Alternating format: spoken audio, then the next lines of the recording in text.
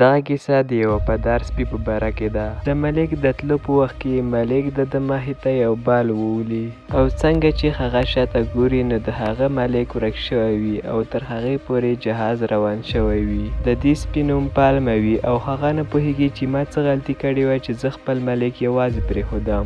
په جهاز کې ناست خلک هم د دې ننداره کوي خو د پالمه ملک پټې سترګې ناست وي ځکه چې هغه پالمه ته د کتو همت نشي کولی.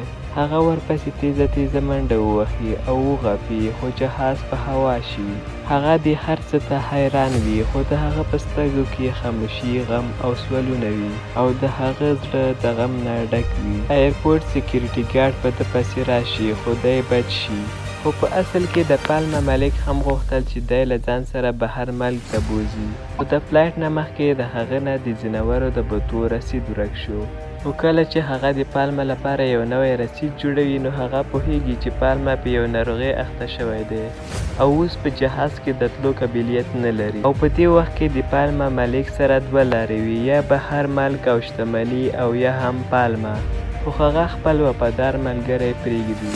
اوس پالمه یوازې وي، نه یې ملک وي او نه یې د اوسېدو ځای، او په سړکونو باندې ګرځي خو اخر ورته یو مستري د پناه ځای ورکوي. خو د هغه په زړه کې صرف یوه خبره وي چې زما ملک به کله راځي.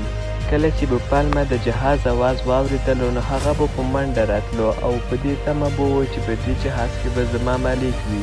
یوه ورځ د جهاز د اواز له امله هغه دومره بېکب وشي چې جهاز ته په مخه ورځي. د روسیې پیلوټ جهاز په ډېره مشکله سره کنټرولوي خو په دې سره د ایرپورټ محکمې ته ډېره سخته غوسه ورشي او وایي چې دغه سپی له دې ځایه لرې کړئ که په هرې طریقه هم وي. د پالمه د ګیرېدو لپاره یو ګارډ راځي. د هغه ډېرې لوبې نه وي زده نو پالمه په ډېرې اسانۍ سره ګیر کړي او په دې کې یو وړوکی هلک د کړکۍ په ذریعه دننه راځي. پالمه په لومړیو کې ډېر ویرېږي خو هغه هلک یې په حوصلې سره ارامه کوي. هلک دروازه خلاصوي او پالمه په یو ټاپ سره ازادېږي. اصل کې دا هلک هم د یو پیلوټ زوی وي خو د هغه او پلار ترمنځ یې اړیکې ښې نه وي. په دغه شپه هغه کور پرېږدي او ایرپورټ ته راځي او د ټکټ د اخیستو کوشش کوي ځکه چې هغه بل ښار ته تلل غواړي او هغه د خپلې مور په تلاش کې وي خو کیدای شي د هغه مور اوس مړه شوې وي او هغه ګیرېږي. پالمه د هغه سره ډېر زر بلد شي او دواړو ته داسې لګي لکه دواړه چې یو بل په غم باندې پوهېږي. اوس پالمه او هغه هلک دواړه د ایرپورټ حصه جوړه شوي وي او د ایرپورټ د محکمې لپاره د دوی لیدل یوه غمه خبره جوړه شي. هره ورځ به پالمه هلته د خپل ملک په تلاش کې و. ورو ورو دوی د خلکو په نظر کې راشي او دوی سره صحافیان، کیمرمنان او د ښار ناظمان د لیدو لپاره راشي او په میډیا باندې پالمه د یو هیرو درجه حاصله کړي ځکه چې هغه داسې سپی وي چې د 2 کالو راهیسې هغه د خپل ملک انتظار کوي. یوه ورځ د عامې ورځ په شان یو جهاز ودرېږي او دوی ګوري چې په دغه جهاز کې د پالمه ملک وي.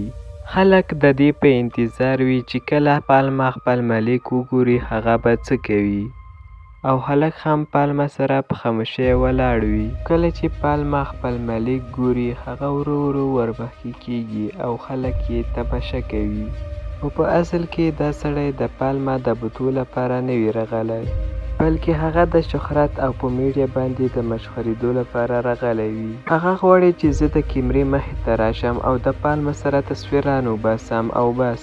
خو هغه ډېر خودغرضه انسان وي. د هغه خلک پلار هغه ته پیسې ورکړي تر څو پالمه دوی ته پرېږدي خو هغه سړی ترې انکار وکړي. خو پالمه نه غواړي چې د خپل پخواني ملک سره لاړ شي. د هغه وخت وي چې هغه خلک او پالمه سره جدا کېږي او په یو بل پسې زورونه کوي. خو کله چې د ایرپورټ والا د هغوی مینه وګوري نو د هغوی په سترګو کې هم اوښکې راشي. نو هغه سړي نه یو ایرهوست پوښتنه کوي چې ایا تا سره د دې سپي د بوتلو سرټیفیکیټ شته؟ هغه سره د دې پوښتنې ځواب نه وي ځکه چې هغه د میډیا په زور باندې راغلی وي. دا هغه سوال و چې د ده نه 2 کاله مخکې ایرپورټ والا کړی و. د دې له وجې هغه ته د احساس وشي چې وفاداري په پیسو نه دی نو هغه د مجبورۍ نه د پالمه له غاړې څخه پړی لرې کړي او پالما په تیزۍ سره خپل نوي ملک ته منډه وهي. دې سره ټول خلک خوشحاله شي او د دوی لپاره لاسونه پړه کوي او اوس د دوی په منځ کې داسې اړیکه وي چې هغه په الفاظو نه بیانیږي. نو زموږ دغه کیسه په همدې ځای پای ته رسیږي. د نورو ویډیوګانو لپاره زموږ یوټیوب چینل درسره سبسکرایب کړئ.